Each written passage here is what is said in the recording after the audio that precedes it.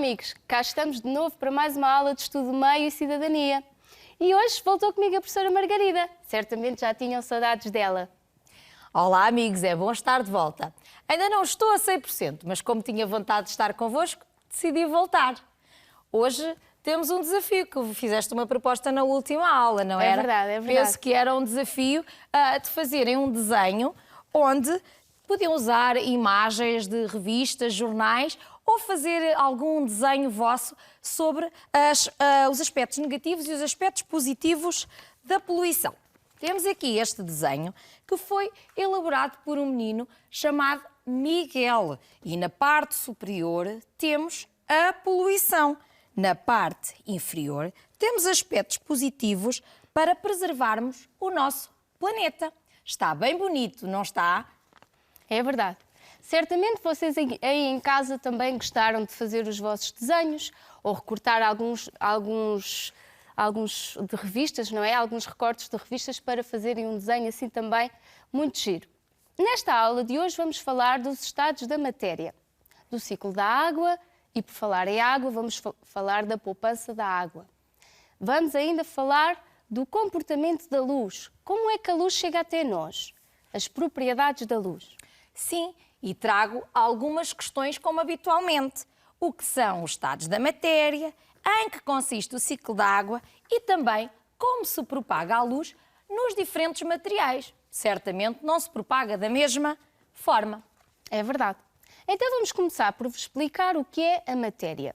A matéria é tudo o que tem forma, é tudo o que tem volume, é tudo aquilo que tem energia. Por isso, matéria é tudo o que nos rodeia. A matéria está presente no nosso dia-a-dia.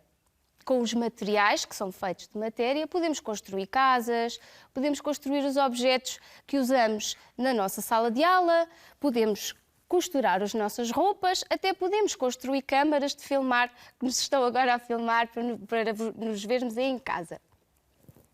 Vamos agora ver aqui um slide, uma apresentação, que tem vários exemplos de objetos do dia-a-dia. Começamos aqui por um novelo de lã, não é? A lã. Uma árvore frondosa com a sua copa, com folhas. Um pedaço de solo. Uma camisola, também esta feita de lã. Uma cadeira feita de madeira. Uma casa que é feita com tijolos, tem o telhado. E ainda mais alguns, vamos ver. Um placar de cortiça. A cortiça que foi retirada da árvore. Um computador. Um cano de ferro. Uma garrafa de vidro. E a areia, que até serve para construirmos as garrafas de vidro.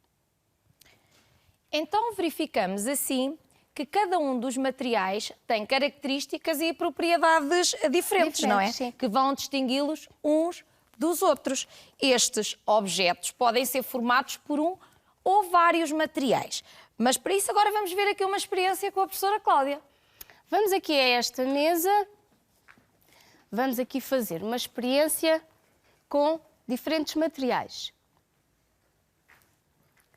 Temos aqui este material que vocês reconhecem aí em casa. É um Lego, não é? Para brincar, uma peça de Lego. Temos aqui um copo que tem um líquido cá dentro, que é água, um jarro, um balão. Então o que é que nós vamos perceber? Tudo isto são materiais. E do que é que eles são feitos? Quais são as propriedades das quais eles são feitos que nos permitem distinguir os seus estados físicos? Então, vamos olhar para o Lego. Temos aqui esta peça de plástico. Vamos avaliar a sua forma e o seu volume. Se eu mexer no Lego, se eu apertar, se eu colocar em diferentes posições, esta peça não altera nem a forma, nem o volume. Então, como podemos ver ali no slide, este material, a peça de plástico, a sua forma não varia e o seu volume também não. Está no estado sólido. A peça do jogo não muda de forma nem de volume. Diz-se que está no estado sólido. Esta está no estado sólido. Vamos agora ver aqui a água, o líquido. A água está, como nós sabemos, em estado líquido, verdade? Vamos cá ver. Então vamos avaliar novamente a sua forma e o seu volume. A água aqui dentro do copo assume a forma do recipiente que é o copo. Mas agora reparem, eu vou colocá-la aqui no jarro. E agora? A água expandiu-se, não é? Ela assumiu a forma do jarro, que é uma forma diferente da forma do copo. Eu até posso colocá-la novamente aqui para vocês perceberem que não aumentou nem diminuiu a quantidade da água. Então, no estado líquido, nós dizemos que a forma varia, porque varia conforme o recipiente onde é colocado, mas o seu volume não varia. A água do jarro tem a forma desse recipiente, mas se a colocarmos noutro recipiente com outra forma, o volume da água mantém-se. Mas a forma altera-se. Isto é a definição de estado líquido. Vamos agora ao estado gasoso, do gás. Então eu tenho aqui um balão que está cheio e tenho aqui outro balão que eu vou encher um pouco. Vamos lá ver. Coloquei cá dentro o ar, não é? O ar que veio, os gases que vieram dos meus pulmões. Vamos aqui agora observar. Vamos ver. Vamos novamente confirmar quanto à forma e quanto ao volume. Este aqui, este balão que tem mais ar cá dentro, não é? Se eu apertar, pode variar a sua forma. E o seu volume também pode parecer diferente. Se eu colocar ar aqui, este também vai alterar a forma e o volume, não é? Se eu passasse o ar deste balão para este, a forma e o volume seriam diferentes. Então, a definição de estado gasoso é que se nós passarmos o ar de um balão para o outro maior e com outra forma, ele vai assumir essa forma e o seu volume também vai ser diferente, ok? Pronto, e vamos agora visualizar um vídeo onde vamos compreender os estados da matéria e também vamos distinguir os vários materiais. Exatamente, vamos lá ver então o vídeo. Ai, que calor! Olá, eu estou a preparar uns gelados de morango. Com o calor que está a fazer, fiquei com vontade. Mas para eles ficarem sólidos como estes, eu tenho que os congelar e esperar um bocadinho. O quê? Não sabem o que é sólido? É um dos estados da matéria. Não se preocupem, eu explico rapidamente. A matéria, a substância do qual todas as coisas são feitas, pode ser encontrada em 3 estados. Líquido, como este sumo de morango, sólido, como o gelado, e gasoso, como o vapor que sai desta panela.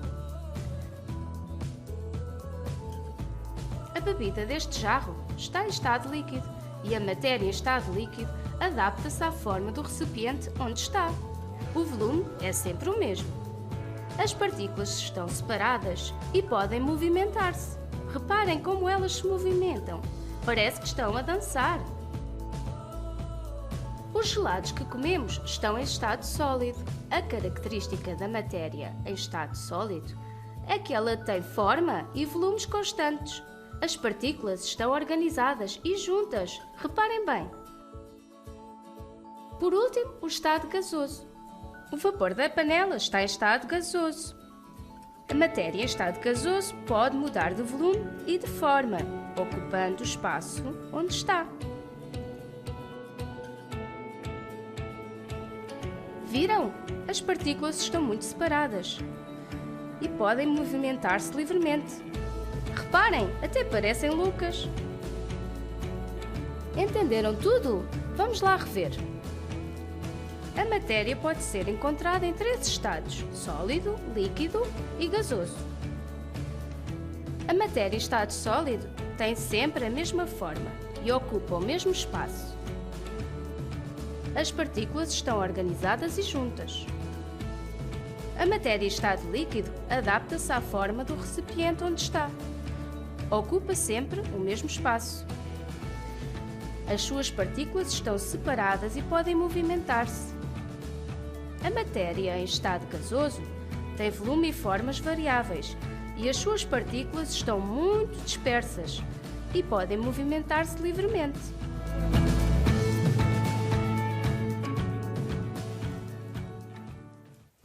Então vimos que os materiais podem se classificar de acordo com o seu estado físico, não é, professora Cláudia? É verdade. E, a partir daí, também podemos ver que, por exemplo, a água, podemos encontrá-la em vários estados na natureza, no planeta Terra, no estado sólido, no estado líquido e no estado gasoso.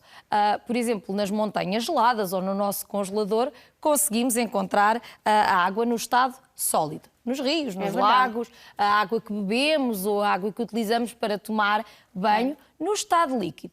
E as nuvens têm água no estado gasoso.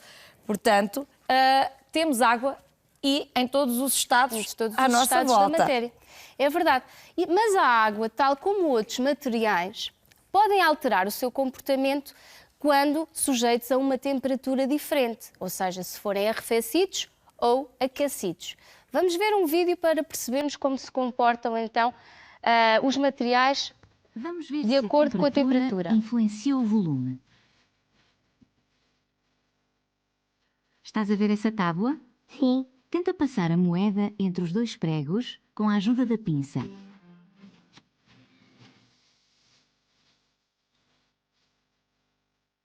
É fácil, passa bem. Vamos acender a vela e, com cuidado, aquece a moeda na chama. Exato. Volta a passar a moeda entre os pregos. Agora já não passa. Pois não, dilatou. Vamos agora experimentar com água. Coloca o frasco sobre o suporte e enche-o com água até cima, mas sem derramar.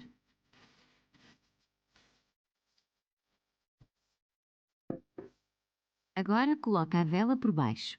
Vamos acendê-la e observa. Não está a acontecer nada. Espera, a água já não cabe no frasco e está a derramar. Sim, também dilatou com a temperatura. E como será com o ar?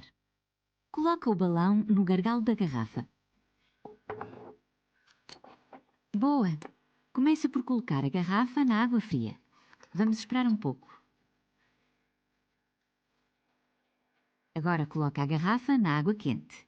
E vamos ver o que acontece. Está a encher sozinho. É o ar a dilatar com o calor. Então, o que concluís? Concluo que os materiais aumentam de volume com o aumento da temperatura. E será que os materiais mudam ou alteram o seu estado físico também consoante a temperatura? Vamos agora ver neste vídeo que se segue. E a temperatura? Será que influencia o estado físico? Não sei bem. Vamos descobrir. Cada um desses copos tem materiais diferentes em estados diferentes.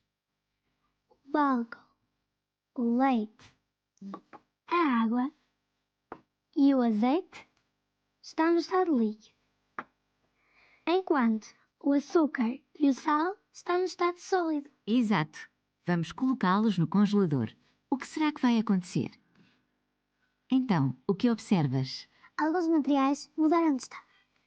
A água, o azeite e o leite mudaram para o estado sólido, enquanto o álcool continua líquido. É isso mesmo. Vamos colocá-los em água morna para os aquecer.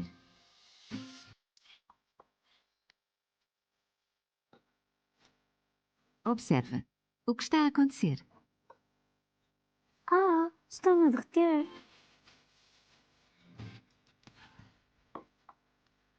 Já passou algum tempo. Como é que ficaram?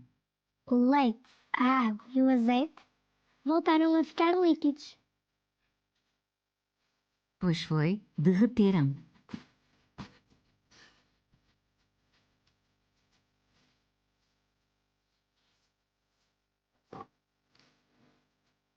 Então, que concluis? A temperatura influencia o estado dos materiais? Sim, influencia. Ao baixar a temperatura, alguns dos materiais solidificaram, como a água, o leite e o azeite, mas outros não, como o álcool. Quando os aquecemos, entraram em fusão, ou seja, derreteram, ficaram líquidos. É mesmo isso. Então, conseguimos concluir que os materiais sofrem transformações se forem sujeitos a variações da temperatura. Para percebermos melhor estas variações e as mudanças que ocorrem, como a solidificação, a condensação, a fusão e a evaporação, vamos ver aqui a mudança dos estados físicos da matéria. Vamos lá ver. Vai ficar pronto num instante. Olá! Estou a preparar mais gelados. Ficaram tão bons que desapareceram num instante. Estes já estão prontos. Quando eles ficaram no congelador, eles congelaram. Vocês sabem o que é a solidificação? É uma das mudanças do estado da matéria. Não se preocupem, eu vou explicar. Como vocês já sabem, as matérias podem estar em 3 estados: sólido, líquido e gasoso. As mudanças de temperatura podem fazer com que a matéria aqueça ou arrefeça. Quando aquecemos a matéria em estado sólido, ela passa para o estado líquido. Esse processo chama-se fusão. Quando aquecemos a matéria em estado líquido e ela passa para o estado gasoso, esse processo chama-se evaporação. Estes processos também podem acontecer ao contrário, ou seja, em vez de aquecer, arrefecemos a matéria. Se arrefecemos a matéria no estado gasoso e ela passa para o estado líquido, esse processo chama-se condensação. Se arrefecemos muito a matéria do estado líquido, ela passa para o estado sólido, este processo chama-se solidificação. Oh não, os gelados derreteram! Como sou distraída! Vocês lembram-se como se chama a mudança do estado sólido para o estado líquido? É a fusão. A mudança do estado sólido para o estado líquido é a fusão. Quando a temperatura de um sólido aumenta, as partículas começam a separar-se e a movimentar-se com muito mais facilidade. Estão a ver? Quando aquecemos o líquido, ele transforma-se em gasoso. Vocês recordam-se a mudança do estado líquido para o estado gasoso? Chama-se evaporação. Quando aquecemos um líquido, as partículas que constituem a matéria separam-se ainda mais umas das outras e podem movimentar-se livremente pelo espaço. E se eu fechar a panela? O vapor, quando fecho a tampa, arrefece e, passado algum tempo, passa para o estado líquido. Lembram-se como se chama este processo? Eu já vos tinha dito antes. A mudança do estado gasoso para o estado líquido chama-se condensação. Quando um gás arrefece, as partículas da matéria começam a juntar-se umas com as outras e movimentam-se mais devagar, até que a matéria passa a ser líquida. Acho que os gelados que pus no congelador já devem estar prontos. Sim, eu coloquei um líquido numa forma e depois de algum tempo está sólido. A mudança do estado líquido para o estado sólido chama-se, vamos lá, vocês sabem, chama-se solidificação. Na solidificação, as partículas da matéria ficam muito juntas, por isso não se movimentam muito.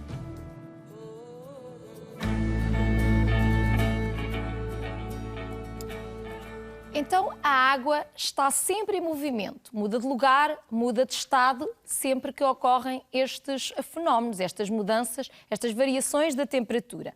E a este percurso que a água faz na natureza, que é cíclico, chamamos o ciclo da água. Vamos ver para perceberem melhor. Olá, amigos! Contaram-me que vocês não sabem o que é o ciclo da água. Fiquem tranquilos, que eu vou explicar-vos rapidamente. Eu sei de cor porque eu já fiz algumas vezes esse ciclo. O ciclo da água é um processo que movimenta a água através dos mares, do céu e da terra. E isso acontece graças à energia do Sol. O ciclo da água tem 3 etapas que eu vou explicar-te durante a minha viagem: a evaporação, a condensação e a precipitação. Não podes vir comigo? Estaremos ligados através desta câmara e assim poderemos ver todo o processo do ciclo da água. Está combinado? Olá, olá, estão a ouvir-me? Neste momento, eu estou no mar, que é onde vamos começar a viagem. Vocês estão a ver o sol lá em cima? Ele é o responsável por aquecer a água e transformá-la em vapor, fazendo com que ela suba para as nuvens. Chamamos a esse processo evaporação. A evaporação também acontece em rios, lagos, albufeiras, mas em menor quantidade. Que frio! Já no céu, o vapor arrefece devido às baixas temperaturas e transforma-se em gotas de água minúsculas que formam as nuvens. A este processo chamamos condensação. As gotas juntam-se e vão ficando cada vez maiores. Por causa da gravidade vão cair. E é assim que se forma a chuva. Se fizer muito frio, este mesmo processo pode formar a neve ou o granizo. Este processo é chamado de precipitação. Esta é a parte que eu mais gosto quando volto para a Terra. Uhul! Já chegamos novamente aqui abaixo. Podemos começar o ciclo da água novamente. Que dia! O ciclo da água é cansativo. Vamos rever o que fizemos. O ciclo da água é o caminho da água na Terra, passando por diferentes estados. A primeira etapa é a evaporação, que acontece quando o Sol aquece a água e esta se transforma em vapor. O vapor de água chega ao céu e forma as nuvens, o que se chama a condensação. Quando o vapor de água arrefece, as pequenas gotas de água juntam-se e caem em forma de precipitação.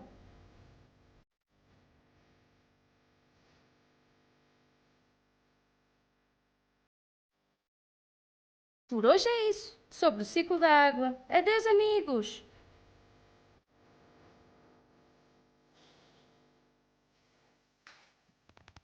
A água é um recurso que devemos usar de forma equilibrada, porque ela não se renova. Por isso, vamos deixar-te com algumas sugestões para poupares água. Estou certa que vais pôr em prática algumas destas sugestões. E, tal como a água, também precisamos de sol. O sol é uma fonte de luz, uma fonte luminosa de luz, emite luz. E assim como ele é uma fonte de luz natural, nós temos fontes de luz artificiais. Vamos ver agora aqui algumas que tu tão bem conheces. Por exemplo, temos uma vela, uma lâmpada, uma lanterna. Todas estas fontes luminosas artificiais são geradas por fontes de energia não naturais e são controladas de acordo com as vontades e necessidades do homem. Só vemos os objetos quando estes são iluminados ou estão iluminados. A maioria dos objetos não produz luz, apenas recebem a luz que incide sobre eles e a refletem para os nossos olhos. É a luz visível que nos permite ver o mundo que nos rodeia. Quando ela atinge um objeto, é refletida por esse mesmo objeto em várias direções e alguma dessa luz atinge os nossos olhos. Então, os olhos enviam uma mensagem ao cérebro que transforma essa informação em imagens, para que nos possamos aperceber do objeto para o qual estamos a olhar. E vamos agora ver alguns vídeos que nós adaptamos para que vocês possam compreender as propriedades da luz. Oi? É aqui. Achas que a luz atravessa todos os meios da mesma forma? Nunca tinha pensado nisso, mas com estes materiais não deve ser difícil de testar. Se puser a palhinha no copo com água, parece que está partida. Mas porquê? Isso acontece porque a luz, quando atravessa materiais diferentes, muda de direção e velocidade. Ou seja, dá-se a refração da luz. Então, compreendemos agora como se dá a refração da luz. Vamos em seguida perceber qual é a cor da luz. Vamos mostrar-te mais um pequeno vídeo. Vamos aproveitar o copo de água e fazer outra experiência. Chega o copo para a borda da mesa e coloca uma folha branca no chão. E agora, o que faço? Preciso do candeeiro? Sim, isso mesmo. Liga-o e aponta-o para o copo de modo a que a luz bata na folha. Ah, que giro! São as 7 cores do arco-íris. É isso mesmo. A luz branca decompõe-se ou divide-se nas suas diferentes cores. E agora? Vamos O que aqui mostramos então com estas experiências? Mostramos que há materiais transparentes, translúcidos e opacos que a luz sofre refração e se decompõe nas cores do arco-íris, que as superfícies polidas refletem a luz e quando a luz embate em objetos opacos surgem as sombras. Então, agora que já compreendeste as propriedades da luz, a nossa aula está quase a terminar e vamos falar-te do desafio que queremos que faças para a próxima aula. Vamos propor-te um desafio que tem a ver com o ciclo da água. Podes ter um saco de plástico em casa, um destes ou um normal, diferente, com ou sem fecho, onde vais desenhar cá embaixo o mar, podes desenhar as nuvens, o sol. Vais colocar água lá dentro. Neste caso, eu já tenho aqui água com corante para que se veja melhor. Mas em casa podes fazer com água sem corante. Em seguida, colocas o saco na janela, no estendal da roupa, preso ao sol, para que a temperatura seja diferente. Ao aquecer, vais ter as tuas conclusões e vais verificar o que vai acontecer. Vamos ter aqui uma espécie de ciclo da água. Vamos verificar que a água vai subir e depois vai voltar a descer, dependendo da temperatura que estiver a acontecer. Espero que em casa faças isto e te divirtas, porque é uma experiência e o ciclo da água acontece desde sempre. Acho que vais gostar. Neste momento estamos a chegar ao fim. Vamos fim fazer da nossa aula. A nossa autoavaliação. Sim. Eu já não vinha há alguns tempos e hoje não vou desenhar no quadro, mas vou-te recordar que deves desenhar a experiência, deves tirar as tuas conclusões, podes fazer com desenhos, com frases, como entenderes. E a seguir fazes a tua autoavaliação.